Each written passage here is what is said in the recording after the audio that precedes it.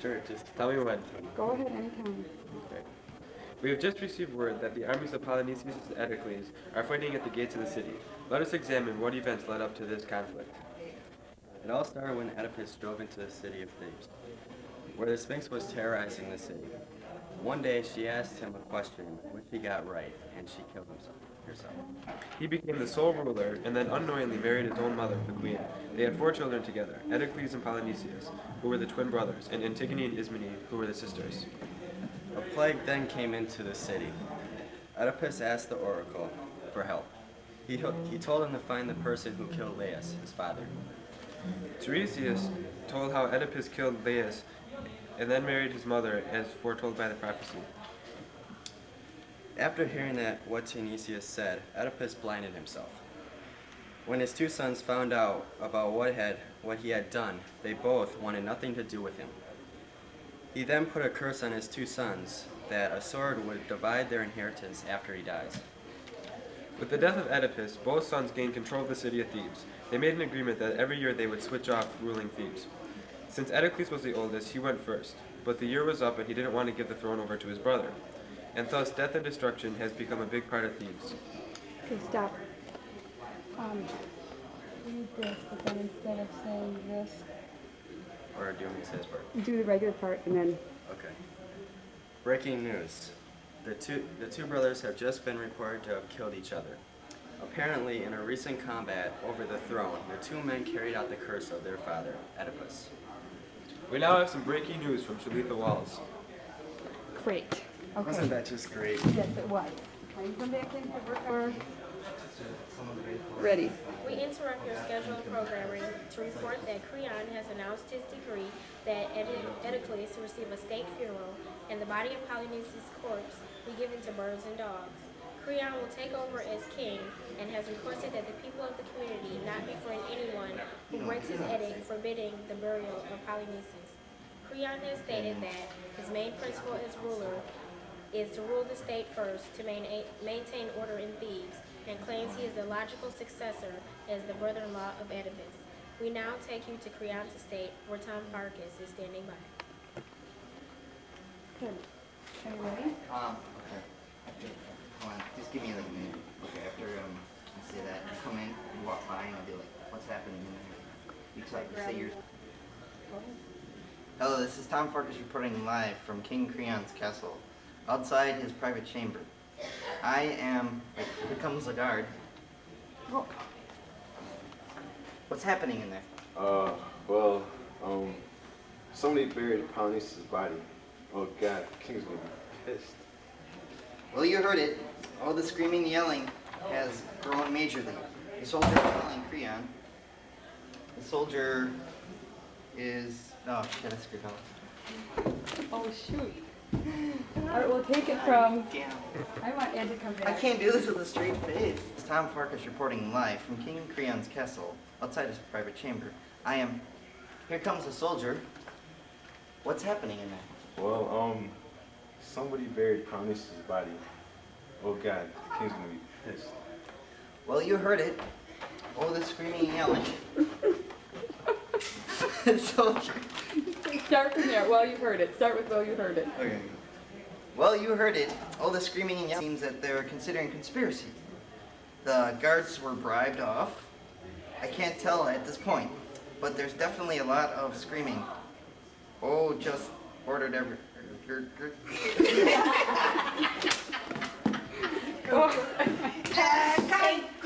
can't tell at this point, but there's definitely a lot of screaming. Oh, the king's just ordered everybody out.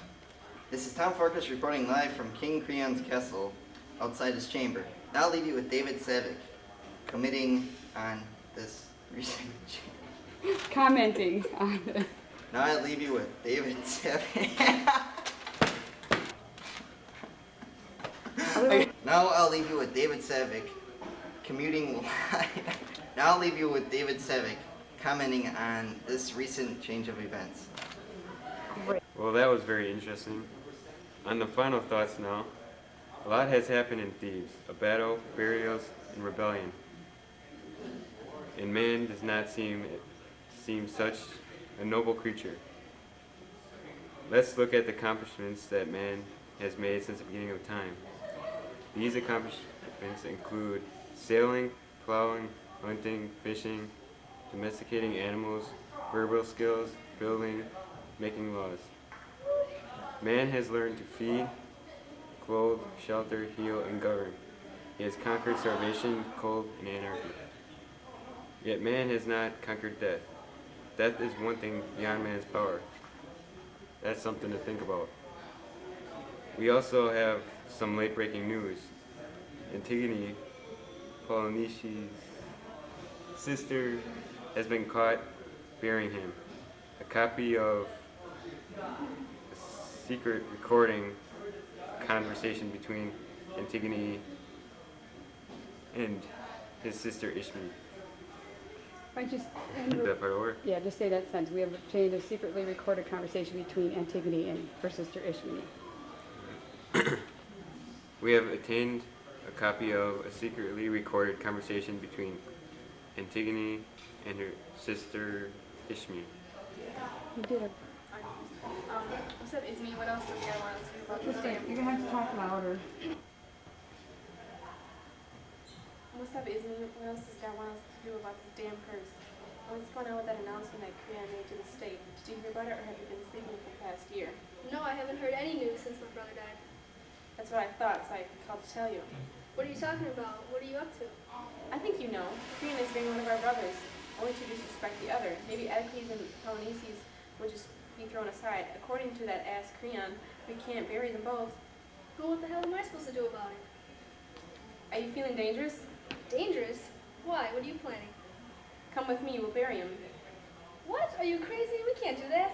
He's our brother, how could you turn your back on him? Turn my back. What about Creon? He has no right to do this. Antigone, remember how Dad died disrespectfully? And how Mom kicked the bucket? And now both of our brothers on the same day? We are the only ones left. We can't do it. Think of how much worse the end would be if you commit this crime. Fine, I'll leave you alone then. I don't want you to come anyways. I'll do it myself. I can't treat him like that. You will have to live with the guilt, so go ahead and enjoy yourself while you disrespect him. I wouldn't do that. Come on, Antigone. Go ahead and apologize. I'm leaving. I need to get started. Antigone, stop. You're scaring me. Don't fear me. Fear yourself. Okay, but be careful and don't tell anyone. I won't say anything either. Oh no, go ahead. Tell the world. I don't care. I'm proud of this. Are you anxious to die? Maybe I am. I gotta do it though. But you probably will fail. I will fail before I give up. Please don't get involved with such a hopeless idea. If you don't stop, I will hate you, and our loyal brother will hate you too. I'm willing to die for him. Fine, go ahead and die, you fool. You damn loyal fool. Hey, Now we return you to the Ricky T show in progress. Go.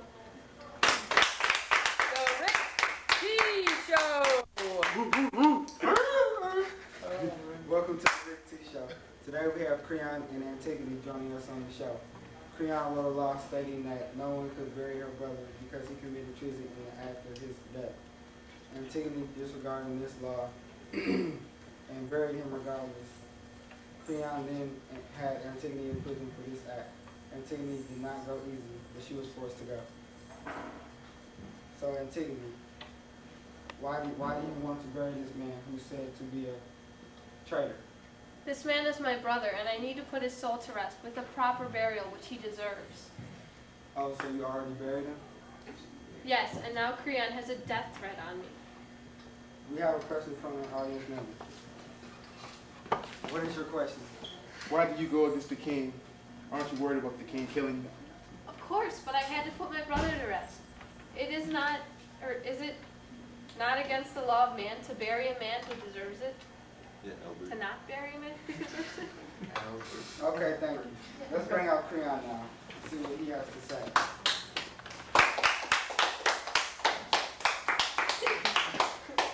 Welcome, Creon.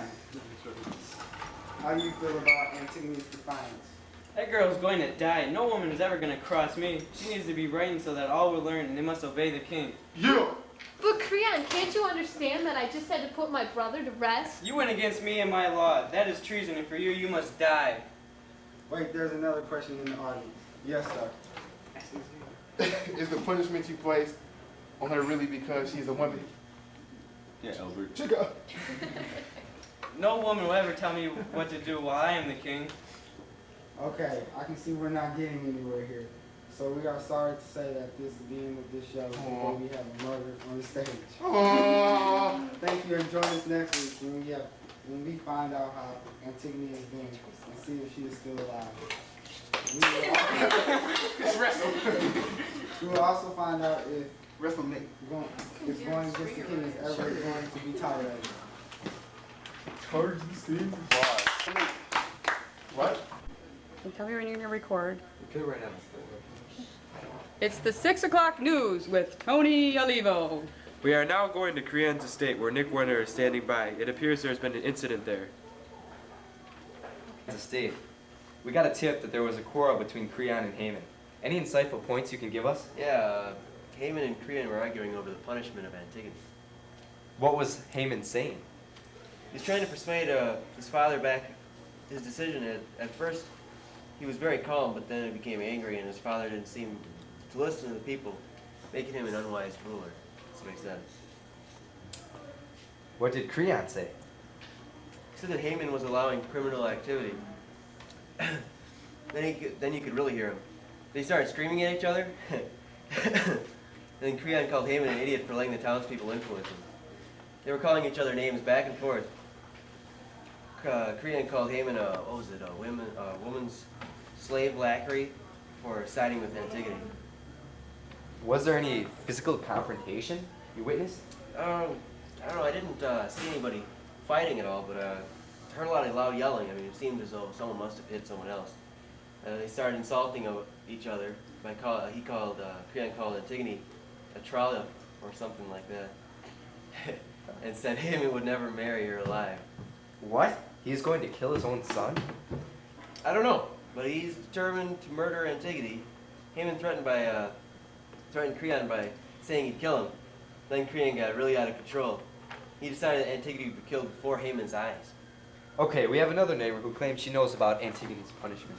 I heard that Creon is going to throw her in a cave and leave her in there for the gods to save.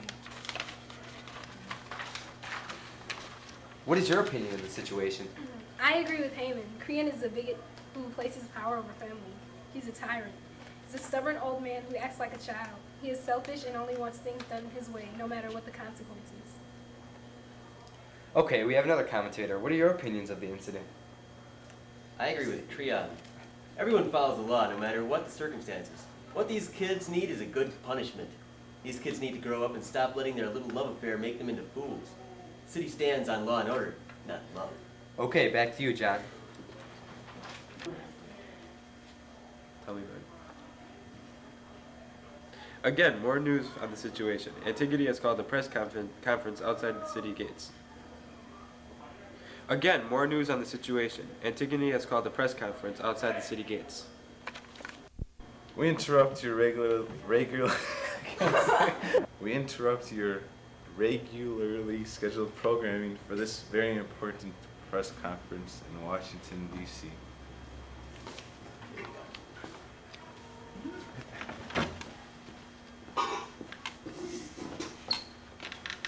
Antigone, some say you are no longer loyal. You have turned on the people. Others hurt to see you approach death unwed, as if nothing's wrong. Everyone look at me as I prepare to walk to Acheron to die. I go to marry death instead of a man, due to a needless death sentence. She has pride and courage as she prepares to die, a fate that was chosen by her. Wait, I think Antigone has more to say. I've heard the story of that poor foreign girl who was terrified as her form was wasted away, as mine will be also. I can feel her loneliness. Antigone was like a goddess, and as she dies, hopefully the gods will be with her. How could you, this city I come from, do this to me? How can you condemn me like this? You just stand around watching as I am needlessly sentenced to die. At least you could be with me in my time of need as I walk to my death. Now I have no one here with me, dead or alive. It is said that you have tried to go above the law by bearing your traitor brother, Polynices. It looks as if fate has put you in your place. The thought of dying makes me want to cry, but I do not regret what I did. I will never forget the fact that my mother slept with her son, and that I was born through incest. And now I prepare to join my poor brother in death. It is clear that Antigone is aware that through her illegal actions she has brought on her own fate. As I remain unloved, unmarried during my last hours of my life, I will miss this world even though I have nobody beside me.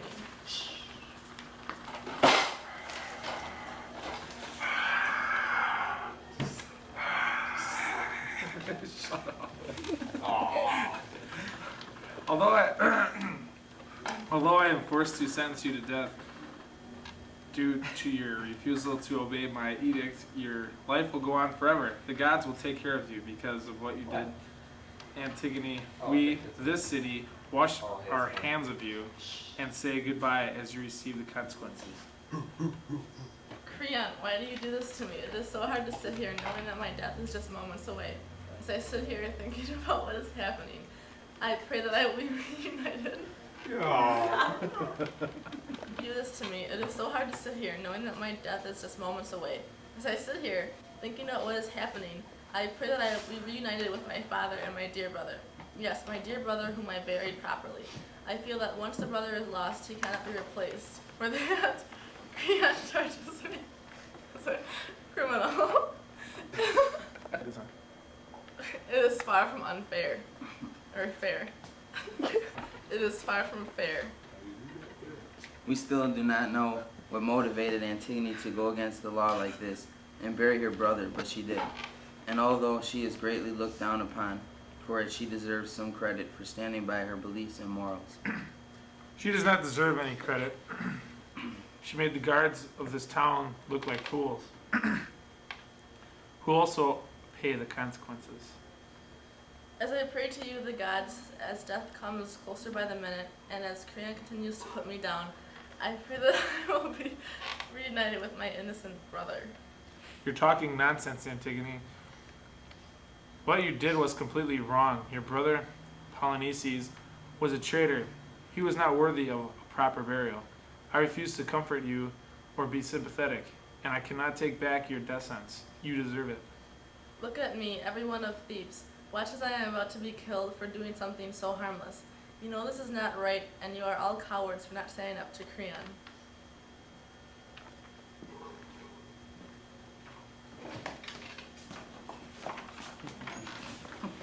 In the past, there have also been some instances. I can't say instances. Yes, there have been times that fate, similar to poor Antigone's, was there once was.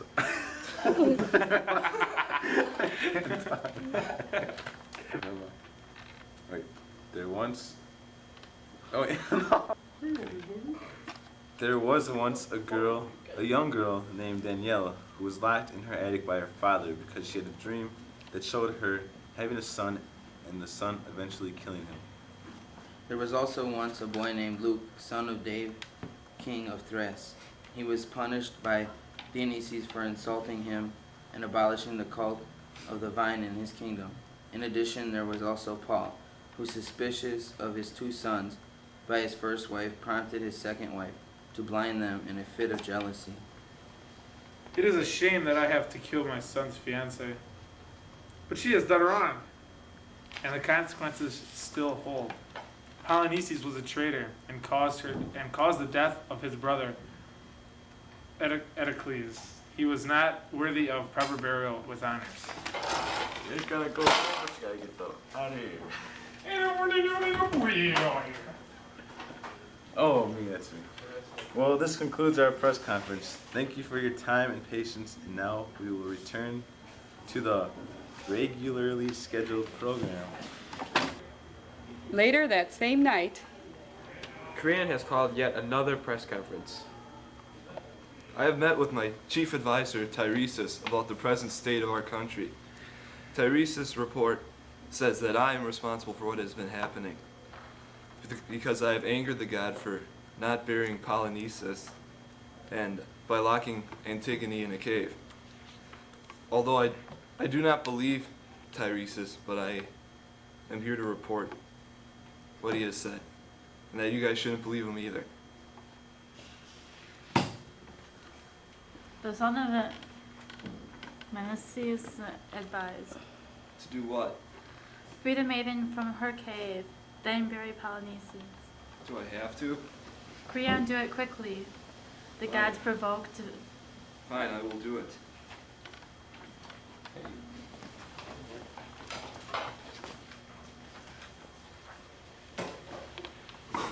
Are you now, or have you ever been a member of the Communist Party? I will refuse to comment at this time. I ask the press to only ask questions pertaining to the issue at hand. If your prophet Tiresias was wrong, why is there a plague upon us now? At this time, we believe that the house of Oedipus has had a curse placed on it. If impeachment proceedings begin, will Creon resign? Why should the king resign?